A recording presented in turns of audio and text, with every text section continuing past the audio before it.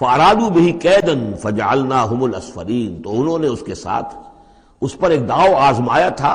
لیکن ہم نے انہی کو کر دیا نیچے، یعنی وہ شکست خوردہ۔ یہ میں اس کی وضاحت کر چکا ہوں پہلے کہ داؤ کون سا تھا۔ یہ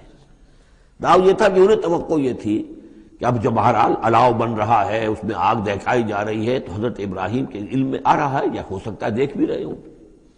تو انہیں توقع یہ تھی کہ یہ سارا نشہ ان کا ہرن ہو جائے گا جب یہ دیکھیں گے آگ کو، اور جب گرانے لگیں گے انہیں تو فوراً تائب ہو کر اور ہماری جو بھی ہمارے عقائد ہیں ان میں واپس آ جائیں گے۔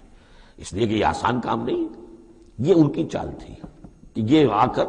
ان کے 14 طبق روشن ہو جائیں گے جب آگ کے کنارے پہ لا کے ان کو کھڑا کیا جائے گا۔ لیکن وہ تو بے خطر کود پڑا آتش نمرود میں، عشق عقل ہے محو تماشائے لبے بام ابھی۔